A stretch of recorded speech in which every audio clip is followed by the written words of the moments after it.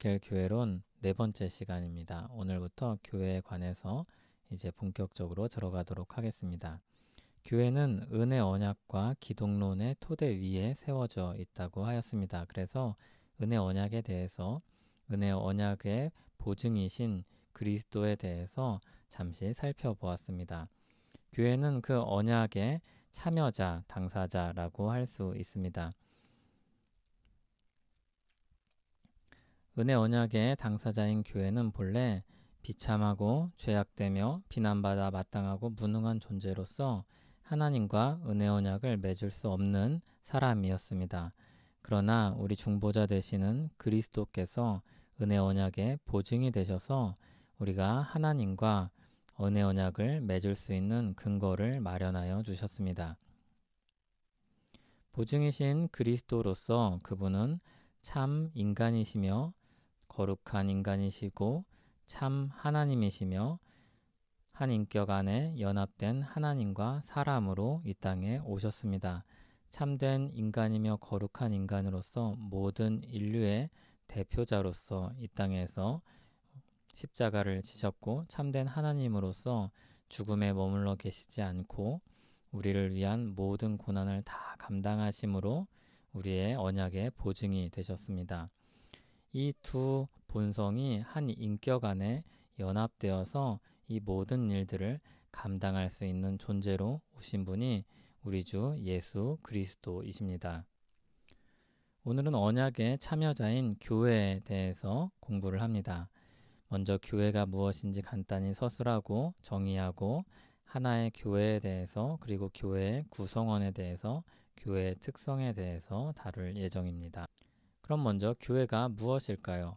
브라켈 목사님 모든 이들이 스스로 어떤 회중에 속해야 될지 분명히 알 수 있도록 분별할 수 있도록 교회 정체성의 핵심적인 본질을 명료하게 진술해야 한다고 했습니다. 그런데 이것을 교회 정체성의 핵심적인 본질을 명료하게 진술하기 위해서 근거로 삼는 것은 하나님의 말씀입니다. 교회는 하나님의 말씀 위에 세워져 있습니다. 사도들과 선지자들의 터 위에 세우심을 받았습니다. 참된 교회는 하나님의 말씀에 의해 확인됩니다. 교회가 하나님의 말씀을 만들거나 교회가 하나님의 말씀에 권위를 부여한 것이 아니라 하나님의 말씀이 교회를 세우고 하나님의 말씀이 교회를 가르칩니다.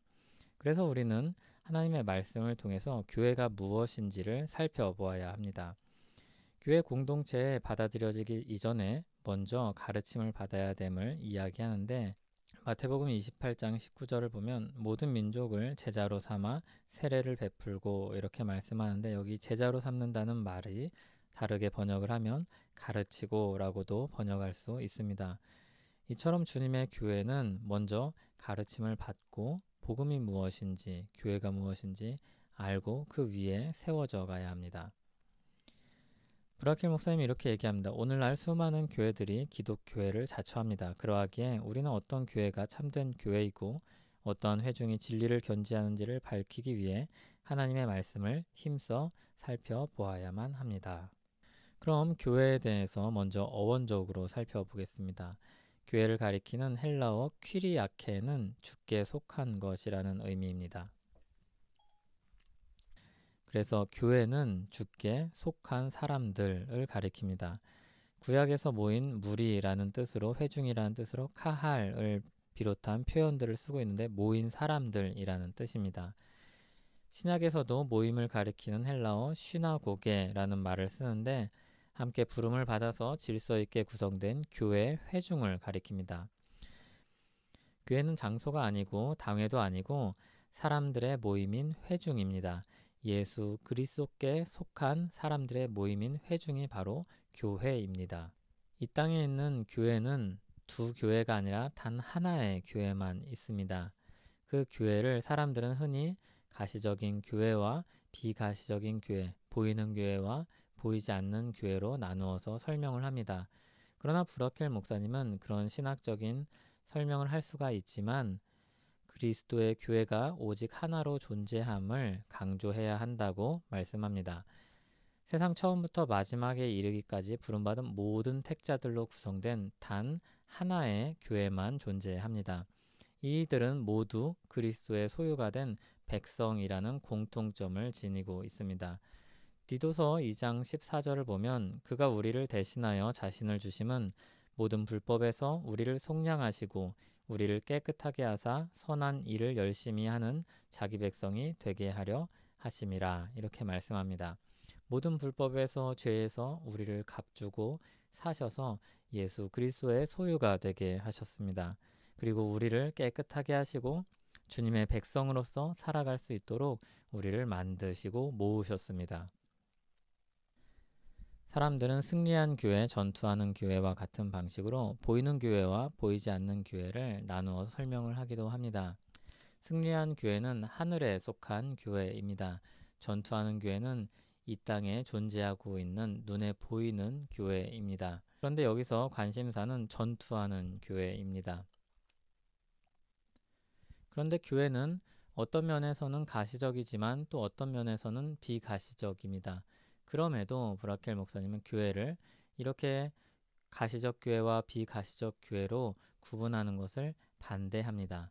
만약에 그렇게 두 교회로 나눌 때 마치 하나의 교회에 두 부류의 구성원이 있는 것처럼 되어버리기 때문입니다. 이 땅에서 전투하는 교회는 사람의 눈에 왕성해 보이든 그렇지 않든 오직 참된 신자로만 이루어져 있음을 강조합니다. 교회는 참된 신자로 구성된 회중입니다. 거룩하며 보편적인 성격을 가진 공동체입니다. 하나님의 말씀을 통해 성령에 의해 부르심을 받은 참된 신자들로 이루어진 그리스도인의 모임이기 때문에 한 명의 개인이 교회나 회중이 될 수는 없습니다. 그래서 최소한 한 명 이상의 사람이 모여야 교회라고 부를 수 있습니다. 또한 교회는 참된 신자로 구성된 회중의 모임입니다. 회심하지 않은 사람은 교회라고 할 수 없습니다. 오직 신자들만이 참된 교회를 이룹니다.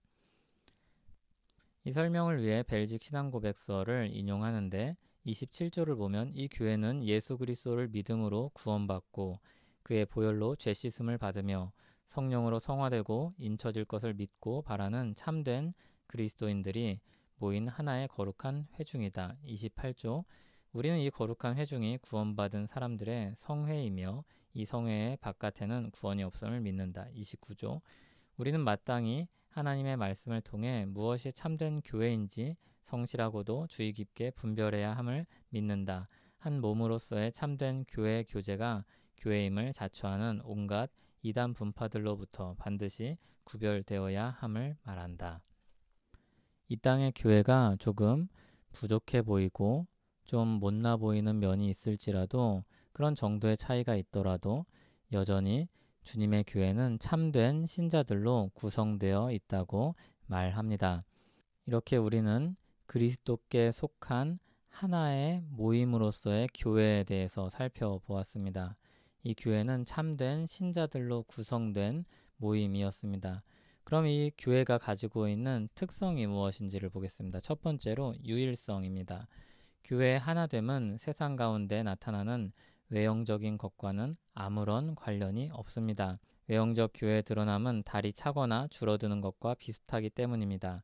빛나는 광채를 드러내는 때가 있는가 하면 그 밝은 부분이 많이 사라져 보일 때도 있고 어둠이 대부분을 뒤덮어 잘 보이지 않을 때도 있습니다.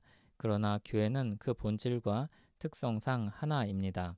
이 부분을 보면 앞에서 왜 그렇게 하나된 교회를 강조하는지를 우리가 알 수 있습니다. 이 땅에 있는 교회를 보고 우리가 가지고 있는 어떤 기준에 따라서 저 교회는 교회가 아니다, 교회가 맞다라고 말을 하기도 합니다. 그러나 외형적인 교회의 드러남은 달이 차거나 줄어드는 것과 비슷합니다. 달은 잘 보이거나 잘 보이지 않거나 여전히 달입니다.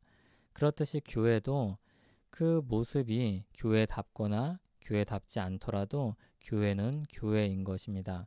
참된 신자로 구성된 그 교회에 대해서 브라켈 목사님은 이야기하고 있는 겁니다. 그래서 교회의 하나됨은 우리 눈에 보이는 것으로 판단할 수 없다는 것이죠. 요한복음 10장 16절을 보면 그들도 내 음성을 듣고 한 무리가 되어 한 목자에게 있으리라 말씀하고, 에베소서 4장 4절에서 6절은 몸이 하나요 성령도 한 분이시니 이와 같이 너희가 부르심의 한 소망 안에서 부르심을 받았느니라. 주도 한 분이시요 믿음도 하나요 세례도 하나요 하나님도 한 분이시니 곧 만유의 아버지시라 말씀합니다. 두 번째로 교회의 특성은 거룩성입니다. 이 거룩성은 구약의 성도들, 구약의 교회에도 존재하고 있었습니다. 베드로는 선지자들을 하나님의 거룩한 사람들이라고 부릅니다. 구약 성도들도 그리고 메시아에 대한 참된 믿음을 소유했습니다. 히브리서 11장에 보면 구약 시대에 살았던 믿음의 선진들이 다 참된 믿음을 가지고 있는 사람들로 이야기합니다. 그리고 그들에겐 참된 거룩함이 있습니다. 구약 성도들도 또 연단을 받고 성화되어 갔습니다. 시편 51편에 보면 다윗의 시에 그런 것이 잘 나타납니다. 구약 성도들도 마음의 할례를 받아야 했습니다. 육신의 할례로만은 충분하지 않았습니다. 구약의 성도들이 따랐던 정결 예식 전부는 죄의 오염에서 깨끗해야 될 것을, 거룩해야 될 것을 요구합니다.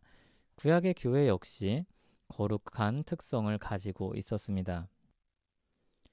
교회가 거룩하다는 것은 세상의 모든 모임으로부터 구별될 뿐만 아니라 하나님께 속한다는 의미입니다. 그리스도 안에 있는 교회는 정가된 거룩함을 가지고 있습니다. 그런데 그것과 더불어 내지 않은 거룩함과 경건함을 가지고 있습니다. 성경이 이것을 강조합니다.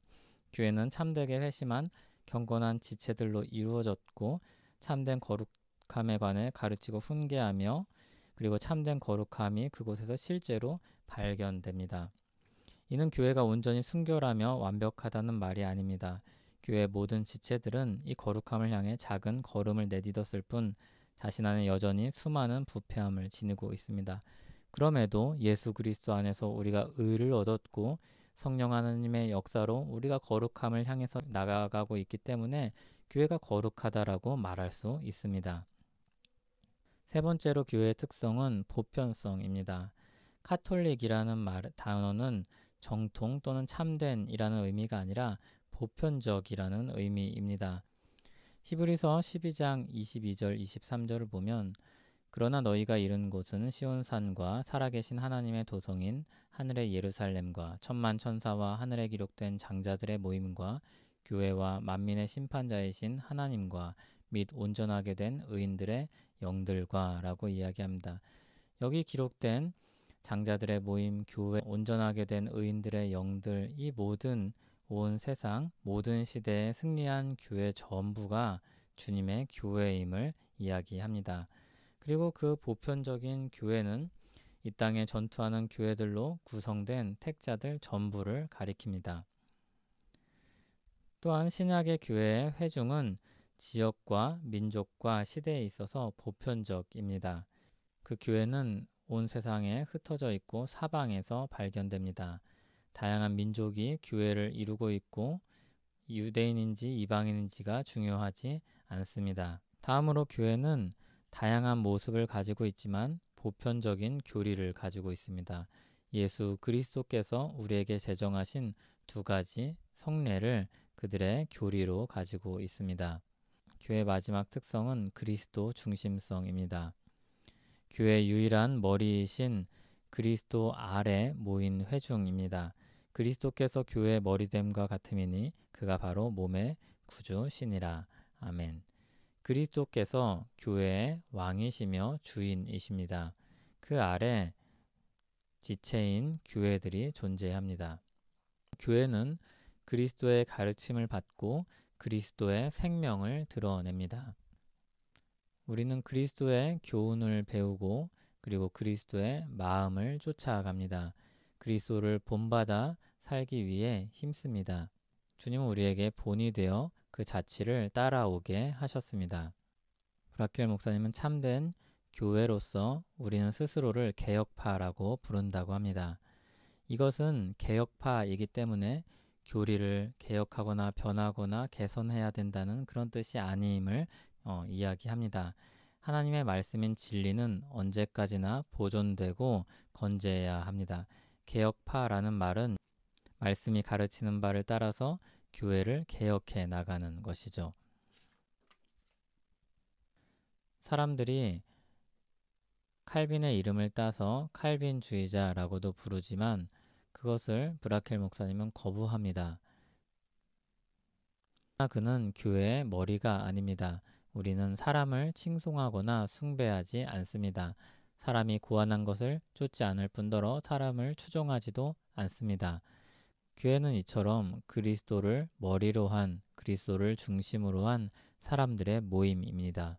교회는 이와 같은 특성들로 인해서 이 세상에서 구별되고 그리고 교회로서 하나 되는 성격을 가집니다. 이렇게 구별되고 하나 된 교회는 사람의 지혜가 아니라 오직 하나님께서 그분의 지혜와 원하심으로 자기 백성을 불러 모아 이루셨습니다. 이것을 강조하는 게 굉장히 중요합니다. 교회는 자발적으로 이루어진 모임이 아닙니다. 동아리도 아니고 어떤 좋은 목적일지라도 어떤 목적성을 가지고 사람들이 힘써 모인 모임도 아닙니다. 하나님께서 불러 모으신 백성입니다. 하나님께서 그 백성을 불러 모으시는 수단은 바로 하나님의 말씀입니다. 주님은 복음을 전하게 하심으로 그곳에 그리스도가 말씀으로 거하게 하십니다. 우리와 함께하게 하십니다. 하나님은 사람을 보내 복음을 듣게 하시고 또 한 사람이 그리스도의 말씀으로 살아가게 하십니다. 그리스도의 말씀으로 사는 사람들은 또 다른 그리스도의 말씀으로 사는 사람들과 결속되어서 함께 자라나고 그리고 이 세상에서 드러나게 됩니다. 그렇게 예수 그리스도를 증거하는 증인으로 살게 됩니다. 하나님은 교회를 모으실 뿐만이 아니라 교회가 사라지지 않도록 보호하십니다. 교회는 세상이 존재하는 한 언제까지나 존재할 것입니다. 박해 시기에 특정 지역의 어느 교파들이 신앙적으로 완전히 배교하여 이단이 되거나 사라질 수도 있습니다. 그러나 교회 자체가 없어지는 일은 결코 일어나지 않습니다. 어느 지역에서 교회가 없어졌다 하더라도 다른 지역에서 다시 생겨날 것입니다. 역사가 이것을 풍성하게 증언합니다. 교회가 이렇게 지속되는 것은 교회 본연의 견고함과 능력이 아니라 하나님의 뜻과 보존하신 능력으로 말미암는 것입니다. 하나님은 이처럼 하나님의 말씀으로 교회를 세우시고 모으시고 하나님의 뜻과 능력으로 그들을 보호하십니다. 브라켈 목사님은 교리에 대한 설명을 한 후에 그 교리에 따른 유익과 적용점을 제시합니다. 그러면 이렇게 이와 같은 교회에 대한 지식을 우리가 알 때 어떤 적용점을 찾을 수 있을까요? 그리스도와 그분의 진리를 고백하는 참된 교회로 우리는 존재하기 위해 힘써야 합니다. 교회가 늘 최상의 상태로 이 땅 가운데 드러나지 않는다는 사실을 우리가 보았습니다.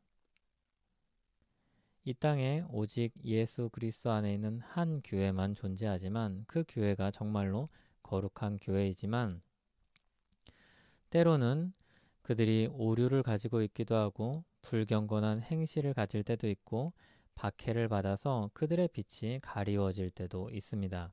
그렇게 교회가 가지고 있는 특성이 눈에 띄지 않고 교회의 존재가 감추어질 때가 있습니다. 그러나 우리는 거기에 머물러 있으면 안 됩니다. 오히려 그것을 우리는 두려워해야 됩니다. 교회는 언제나 우리 자신을 드러내고 만인 앞에 거룩한 교회로서 발견되고자 분투해야 합니다. 그래서 분투하는 빛이요 불과 같은 존재가 되어야 합니다. 교회는 오직 교회됨이 드러나기에 힘써야 합니다. 교회됨을 드러내고자 검이 아니라 그리스도와 그분의 진리를 신실하게 고백함으로 분투해야 합니다. 그래서 우리의 싸움은 굉장히 전쟁처럼 치열한 성격을 가지고 있으면서도 우리 싸움의 방식은 폭력적이지 않고 진리를 드러내고 고백하는 데서 충성스럽게 그것을 지켜가는 데서 우리의 싸움의 방식이 있다고 할 수 있습니다. 그리스도와 영적으로 연합하여 그분 안에 거하는 사람으로 거룩한 생활을 하고 그리스도의 성품을 드러내며 주님과 동행하며 살아야 합니다. 교회는 산 위에 있어서 세상과 떨어져 구별된 동네입니다. 하나님의 말씀을 듣고자 함께 따로 구별되어 모입니다. 이를 위해 교회가 부르심을 받았고 하나님께 영광 돌리며 전투하는 교회로 이 땅에 존재합니다. 우리가 바로 그런 전투하는 교회입니다. 이 땅에서 우리가 때로는 부끄러운 모습, 연약한 모습을 가지고 있지만 주님의 한 교회에 속한 사람들로서 이 땅에서 주님의 은혜를 드러내고 주님을 쫓아서 주님을 닮아가며 살아가는 사람들입니다. 이 사실을 기억하며 우리가 교회됨을 더욱더 드러내기에 힘써 정진하는 우리 한 사람 한 사람 되기를 소원합니다. 함께 잠시 기도하겠습니다. 하나님 아버지 감사합니다. 그리스도와 그분의 진리를 고백하는 참된 교회로 우리를 불러주시고 모아주시고 살게 하시니 감사합니다. 이 땅에서 주님의 영광을 드러내며 그리고 함께 그 일을 힘쓰는 우리 교회 될 수 있도록 도와주시옵소서. 예수님 이름으로 기도합니다. 아멘.